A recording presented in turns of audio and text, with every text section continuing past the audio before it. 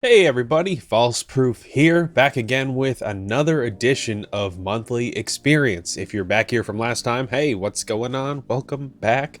If you're new here, hi, what's going on? This is Monthly Experience. It's a show slash long form podcast style segment thing where I just kind of update you on stuff about the channel, but also talk about stuff that I've experienced over the course of a month, whether it's movies, TV shows, video games, books, comics, graphic novels, manga, music, and maybe I'll throw in a couple little bonus things. Who knows? We're gonna add a couple things this month. It's obviously episode 2. I'm still kind of playing around with the format, so let me know what you think of these new additions, and I'm always open to the feedback. So let's get started by talking about some channel stuff. Over the last month, there's been a few content ideas and projects that have really gotten rolling since I did the last Monthly Experience video, and I just wanted to talk quickly about them and maybe preview a couple things. So first thing is I just beat a PSP game, one that I've been wanting to actually complete for a very long time, and we're going to do a video on it on FalseProof, and that is Kingdom of Paradise. It's an old PSP title. I think it came out probably within the launch window of the PSP in North America. You play Shinbu. He's a swordsman slash bodyguard slash former disciple of the Shiryu clan, which is one of the great 5 clans of the land of Oka. But you're pretty much thrown into the action right away when one of the other clans, the Central Kirin clan, decides they want to have all the power in the world, and you got to stop them while also trying to become the ultimate swordsman. It's, a very... I wouldn't say it's like an overly generic action RPG, but you're not getting anything super deep. They do kind of borrow from Chinese mythology, which is really cool. And if you're kind of into, a nice mindless action RPG that won't take up too much of your time, you'll have a good time with this one. I think it took me about 20 hours to beat. Anyway, I'll talk more about it in a full-length FalseProof video, so be on the lookout for that. The next thing I want to talk about is a somewhat secret project. I don't really want to reveal what exactly it is, but I can tell you it is in fact Jet Set Radio related. Wow, shocker. Who would have guessed? Who would have guessed that FalseProof would make another freaking Jet Set Radio video? Let me explain. So this is not going to be one of my videos. I'm not going to be in this video. This is really more of a chance for me to kind of flex my production muscles. I got asked to help out with this project because of my knowledge of Jet Set Radio, as well as, having some pretty decent production skills, I would hope. I think it's going to be a cool concept. It is still Jet Set Radio related. It's kind of talking about connections to the real world. I don't really want to give too much more away about it, but it's going to probably come out in the middle of the month, so I will preview it on my socials, so go follow me. It's like @FalseProof on everything. And yeah, I'm having a lot of fun collaborating with the other creators, and I think this is going to be something really cool, and I hope that this really brings a spotlight on these other creators and just how passionate they are about Jet Set Radio and just in general about creativity. I think it's going to be cool, and you should definitely stay tuned for that too. Okay, last thing is a bit different, and this is going to be really long term because the battle is going to be trying to get the games. Some of you might know that my favorite video game console is probably the Nintendo GameCube, and my goal is to eventually have a full NTSC set. It's going to be brutal. I'm going to have a terrible time. The goal right now is just to get one of everything. I'm not going for, like the Sonic and Super Monkey Ball double pack player choice thing that's like $2,000. That's stupid. I just want to also be able to talk about all these games, and I want people to be able to experience what the GameCube has to offer. So not only am I going to collect all these games, I'm going to try to review them all. We're going to see how it goes. But I think the first video I kind of want to talk about, because I have all the games already, is probably going to be Tony Hawk on GameCube. Again, don't know what that's going to look like. I got to play through all these games, but I think what it's going to cover is Pro Skater 3 and 4, Tony Hawk Underground, Tony Hawk Underground 2, and American Wasteland. And I think those are the only 5 on GameCube. If there's another one, I don't think Project 8 is on GameCube. Let me know if I'm mistaken, but I'm fairly certain it's not. But yeah, we're going to cover those 5 games, one video, and I feel like that's an easier way to go about it, because making, 667 videos, which I think is the total number of NTSC GameCube titles, that's a lot. That's just a lot of games. And also, no one really wants to hear me talk about FIFA Soccer 06 by itself. Like, I should just cover soccer on GameCube, should just be one video. But it is what it is. Just stay tuned for that. I don't know what it's going to look like, but we're going to try it out, and we'll see how it goes with this first Tony Hawk on GameCube video. And yeah, stay tuned for all the fun. Anyway, let's get into the monthly experience.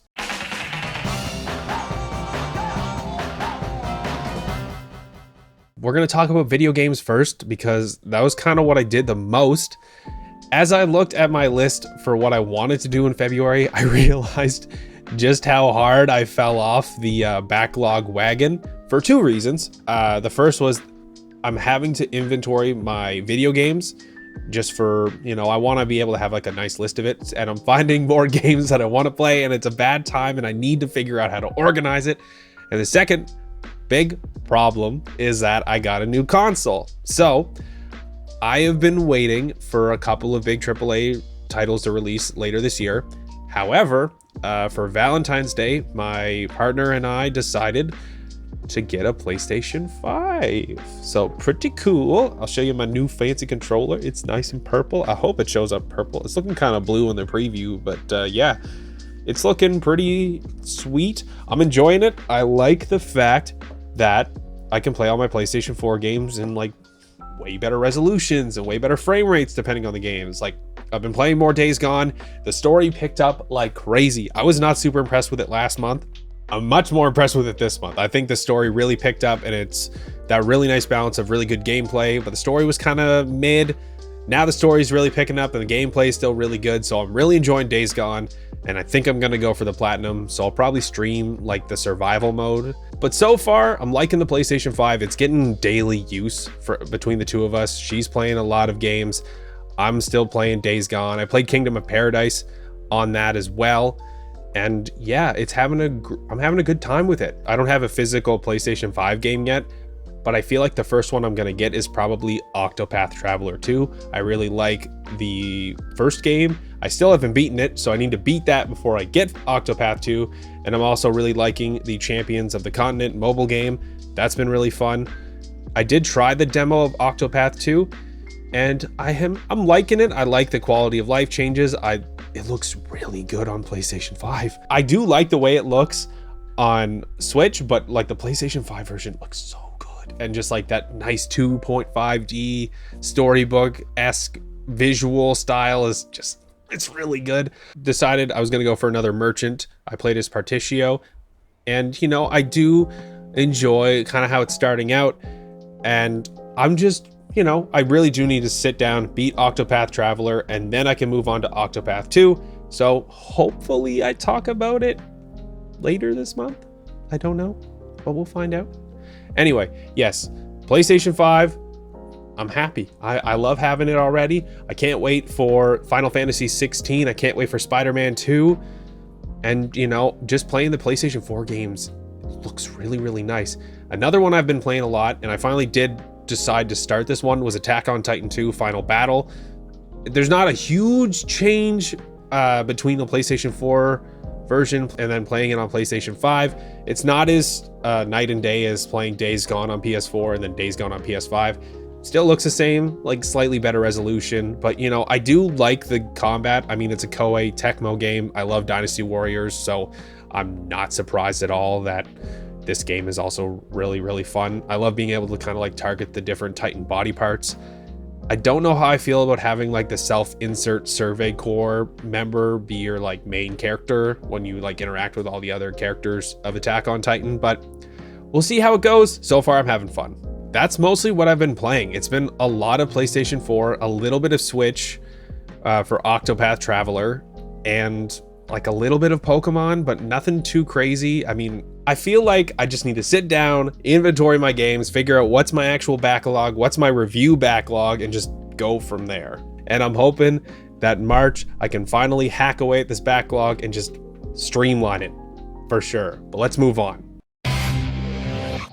I did not read as much as I would have liked in February, but I did actually sit down and read this indie webtoon. It's by a creator that I follow on Instagram named Shonen Clout. I kind of followed them originally just because they would post, you know, like Bleach clips that were kind of funny from the dub. And then I just kind of liked the content, so I kept following.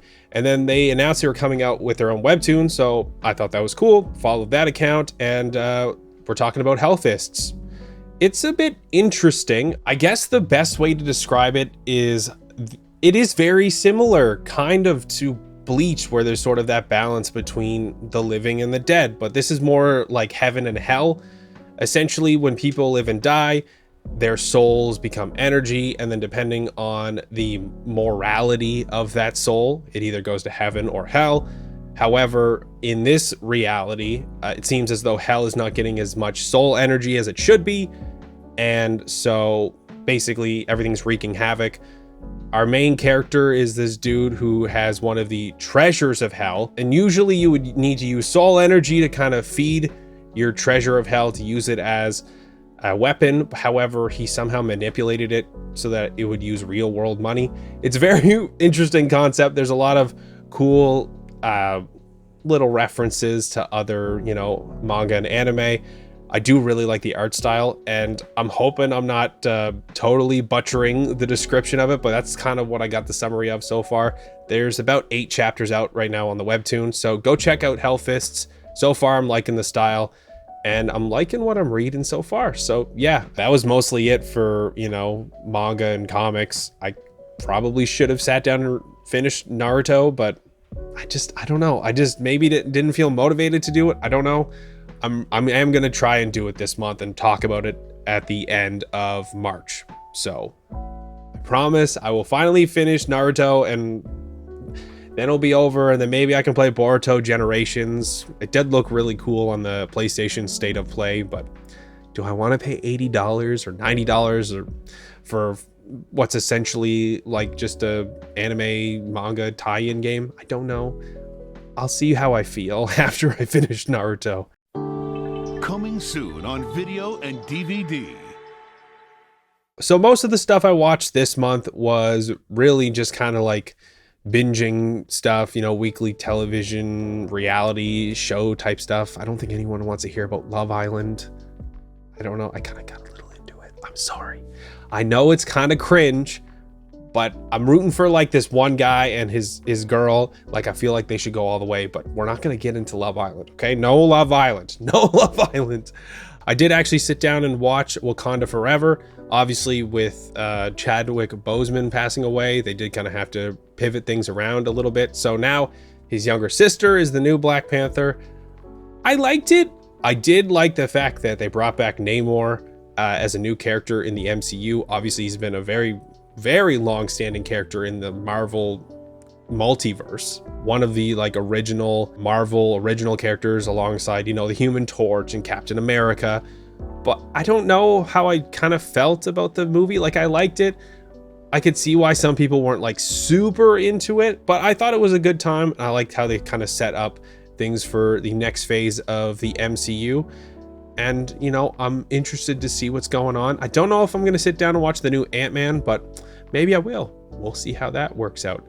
But mostly what I watched this month was, like I said, I was going to sit down and watch It's Always Sunny in Philadelphia. I got a few seasons past where I was kind of at like the start of season 2. Now I think I'm probably like season 5. I'll get an accurate number for you. Just 1 second. Okay, so I went a little further than I thought. I am currently on season 7, episode 7. I think it's the one where they sort of play like Mac's weirdo version of Monopoly. I don't know. I just made it past the whole D is pregnant arc. Mac got really fat. That's sort of where I'm at in the entire Sunny timeline. I mean, it's kind of a chaotic show. I don't know if you've seen it. It's very much just, you know, watching a bunch of really shitty people do really shitty things and get into really shitty consequences. But, you know, it's still a fun, chaotic time. I'm enjoying it. I like a good dose of dark humor. So if any of you have anything that's like kind of similar to It's Always Sunny in Philadelphia, let me know, because I'm enjoying my time with this show. I like the dark humor and I want to have more of it. That's all. I want more of it. The last 2 segments are pretty new for Monthly Experience. Again, let me know what you think of it. I don't mind talking about this stuff. I like this stuff. I just wasn't sure if it would fit into the format. So we're going to try it this month and let me know what you think. So now let us listen to the music and identify the beats. Let's talk about some music, a little bit of a new segment. A couple people were asking about my music tastes. I did used to play in a band, so, you know, that means I got pretty shit music taste. Pretty shit. I mean, obviously, you know, I talk a lot about Jet Set Radio, a very music-based game, so I'm sure people who are watching my videos are probably big music fans too. I guess to kind of give you a bit of a rundown of what I'm usually kind of looking for. If it's heavy, if it's got a good breakdown, I'm into it. I love a good heavy rock, metal, hardcore track. I do like a lot of, you know, indie and alternative rap too. And, you know, I like a nice little, you know, indie pop vibe. So, you know, generally that's kind of what I look for, but, you know, sometimes I'll just find some random stuff that I really like. And usually, I guess the best way to kind of determine if I'm really into something is if I add it to a playlist. I usually play in my car. And here's kind of what I added this month. I kind of talked about it last month. Obviously, I'm still playing a crap ton of Imposter Syndrome from Action Adventure. Found them a couple years ago.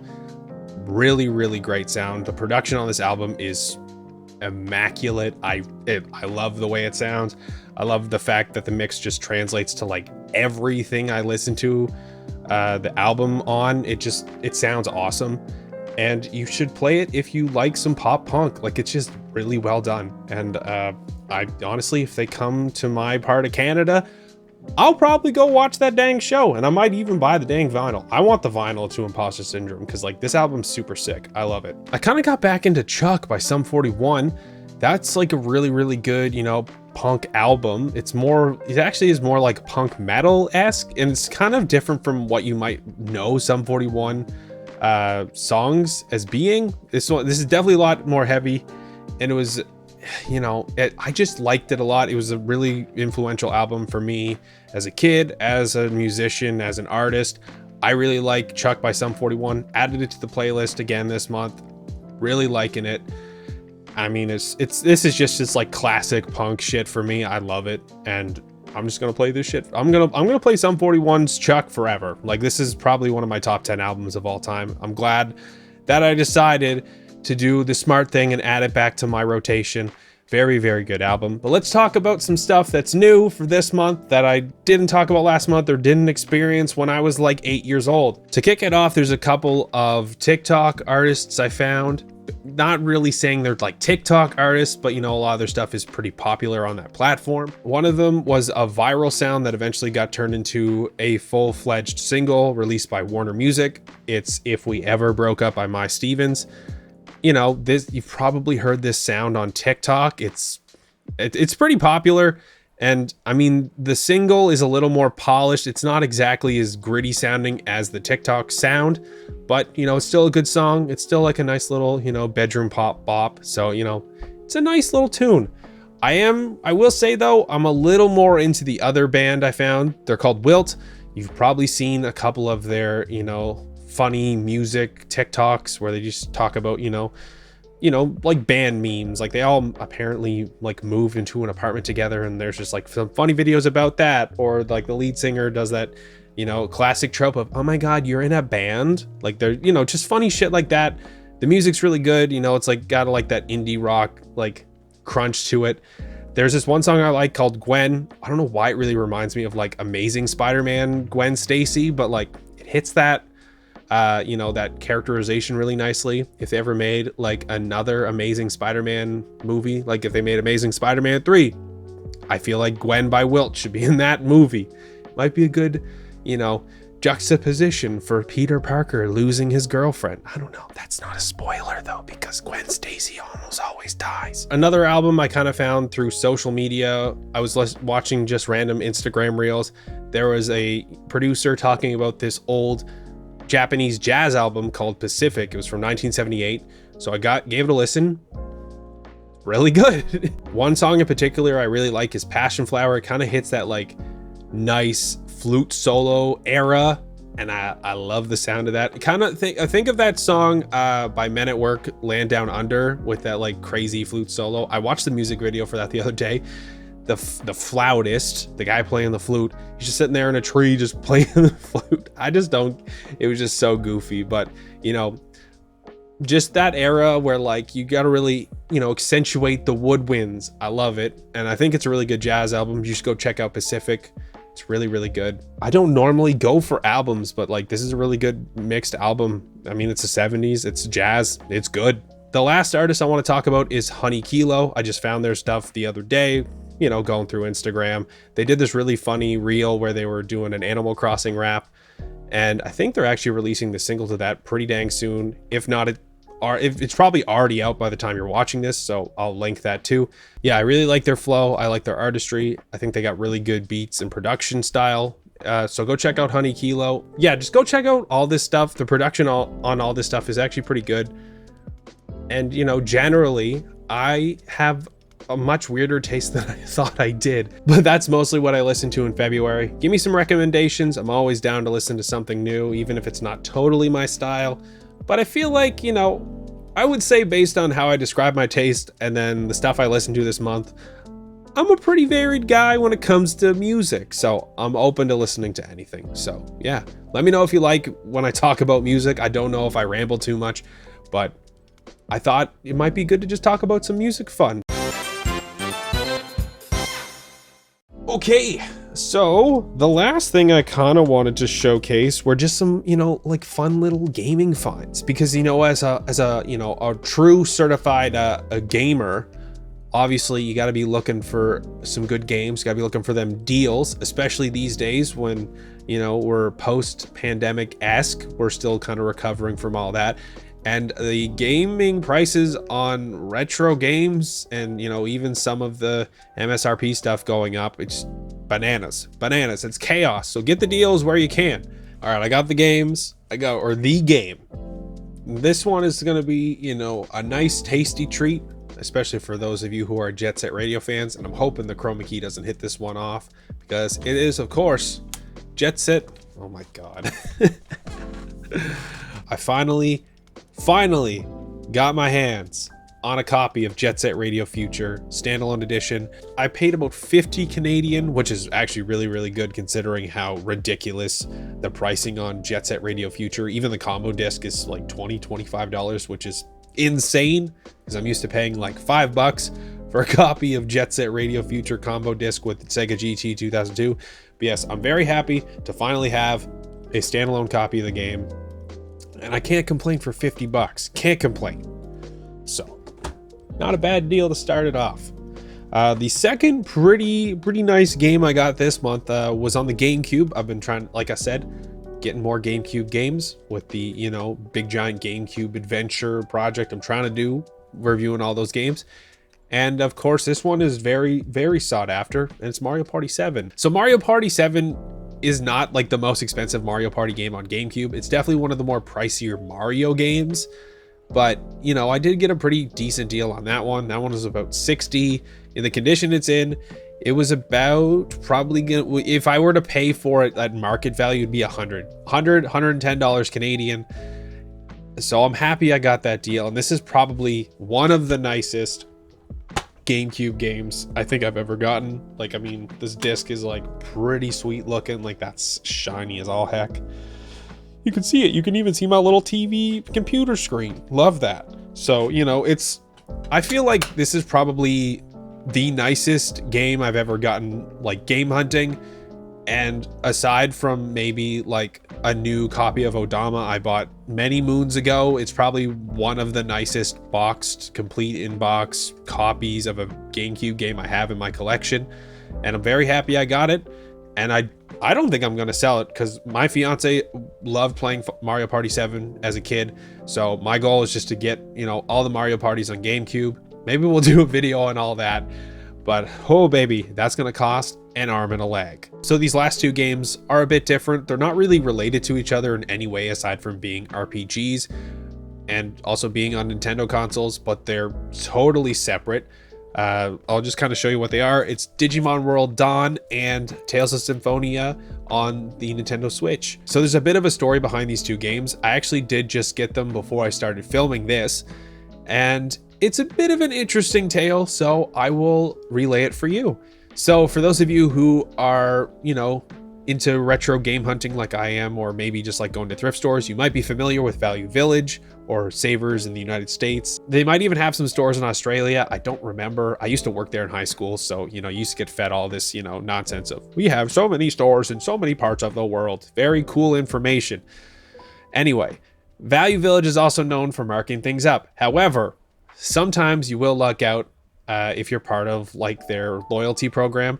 And I got a coupon in my email inbox basically saying, hey, if you spend 70 Canadian, you'll get 30% off. So like you'll get $20, $21 exactly off your purchase of $70 or more. So I was like, okay, this might be cool if we find some decent stuff. In my city, there's 3 pretty big Value Villages. The one closest to me is fairly notorious for marking things up like at market value and sometimes even higher. I try not to buy stuff too much there unless it's something I really, really want or kind of need a case for something. I try to avoid that. Just to kind of give you context, like they listed a copy of like Luigi's Mansion, and I think it was Player's Choice, and it was 90 Canadian. Like that's pretty nuts. That's probably about 70 US. It's probably about market value for the game, but like they're getting this stock for free. Like you have to remember that Value Village, like any other thrift store, gets their stock via donations. Like make it make sense. Like don't hit market value on stuff that you're just getting for free. Like that, the profit margin is just ridiculous. We're not going to get into that too much, but essentially I try not to shop at that Value Village. There's 2 other ones where the deals are a little better. One of the Value Villages is, a little further, probably about 10 minutes from the first one that I was talking about. That one, the deals are pretty good, but they don't really have anything like amazing in stock. And then the third one is where I actually got that copy of Mario Party 7. So that's kind of like my diamond in the rough Value Village. I go there when I'm really seeking for a good deal. So we go to the first Value Village, the overpriced one. They had some pretty decent selection on stuff. They had some Pokemon games, but I had them all. Wasn't really super interested in using the coupon on that stuff. I go into Value Village number 2. My ear kind of starts feeling weird on the drive over. Basically, like everything feels kind of stuffed up on the left side of my head, and I don't really know what to do about it. I'm thinking, okay, I'll just go to this Value Village. Maybe I'll pick up some stuff at the pharmacy at the Walmart next door. Nothing at this Value Village, so I go to the Walmart. I get some stuff for my ear, and then I figure, you know what? I'll go check out some Switch stuff over here at this Walmart. So I go and look at the Switch section, and I'm just kind of perusing for some stuff I'm looking for, like Bravely Default 2, Octopath Traveler 2. So I'm going through the Switch games when I notice the price tag on Tales of Symphonia for the Switch is a little bit weird. So for context, right now the game goes for about 55 Canadian retail. The label here was for 30 Canadian. I thought it was kind of strange, and I wasn't sure if it was mislabeled. It seemed like it kind of was, but I wasn't 100% sure. Now, Walmart has this weird policy where they have to like honor a miss tag. I wasn't sure if this was a US only thing. So you know what? I took a picture. I talked to the associate. I said, hey, I was looking at the Switch games. I saw this label. I just wanted to know if I could get like a price check because this seemed really weird. And he was like, sure, yeah, I'll take a look.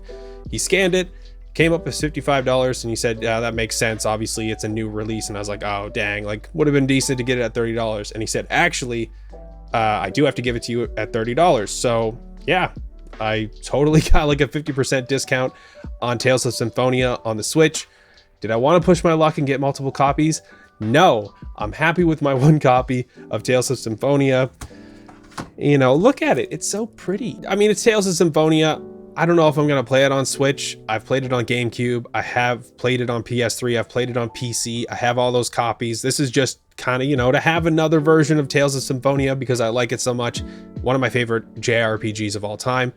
And I'm very happy to get it for $30. So that was a perfect, storm of just getting that stuff. However, my coupon was still, not being used. So I figured, let's go to my diamond in the rough Value Village. Nothing really on the shelf, except I saw this like kind of cool Midway 2003 soccer game. I do like those like crazy arcade style sports games, so I grabbed that. $3, cool, whatever. If I don't find anything in the glass case where they put all the expensive stuff, no worries. I'm not too concerned. I'll get this $3 Xbox Midway Sports game and I'll be fine. So I go to the glass case and what do they have but Digimon World Dawn. Now I saw the price on it. It was $60. I was like, that's a little expensive. Let me see what it's looking like market value wise. Just did a quick price charting search. In the condition it's in, it's $150 Canadian. I don't understand what happened to DS games lately. I was going through my DS stuff. I had a copy of Mega Man Star Force 3 Red Joker. That's going for $300 Canadian. Why are people so crazy about like DS and 3DS games lately? It's bananas. The whole thing is bananas. So I saw a couple other things I liked in the showcase, so I grabbed those and I got my coupon and basically I paid for all the stuff. I basically paid for the price of the Digimon game and I got some extra stuff. And yeah, that's how I got 2 pretty sweet games at some pretty decent discounts. So you always got to be looking for those sick deals. Don't be going to that DK oldies. They're not going to do no good deals for you on these websites. And I feel like lately just the retro game market has gone nuts. Just get the deals where you can. I know it's exhausting as all hell, but just enjoy yourself. Gaming's not meant to be this whole like crazy bonanza of spend as much money as you can to get stuff. You should always kind of have a list of games you want and don't be spending too much money on the video games. I say that and I'm a very bad person for that. I spend a lot of money on the games and I probably shouldn't, and I probably should chill out. But today was a pretty good day. I'm very happy with what I got. I'm happy with what I have for this month, to the point where I don't know if I really got to get any more gaming stuff. It's just ridiculous. The backlog is too crazy. I can't do it anymore. So yeah, that's going to do it for this time for Monthly Experience. Thanks for tuning in. We're actually going to spin the chair this time, and here is the list of things we're going to try to experience in March. Don't know if it's going to work out. We're going to do our best. And again, stay tuned for all the stuff I talked about at the beginning. Like I said, we're going to do a review of Kingdom of Paradise. We're going to be talking about some GameCube games, and there's going to be a super secret Jet Set Radio project that'll be released sometime in the middle of March. And I will promo it like crazy on my social media, so make sure to go follow me there at FalseProof. Not a hard guy to find. But that is going to do it for this time. Thanks so much for watching. I am, of course, FalseProof, and I'll see you next time. Later.